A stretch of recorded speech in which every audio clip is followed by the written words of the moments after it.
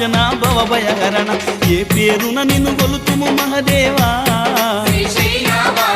ఏ తీరున నిన్ను పూజింతుము దేవా ఏ పేరున నిన్ను గొలుతుము మహదేవా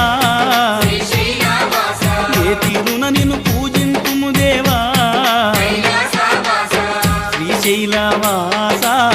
శ్రీ మల్లినాథ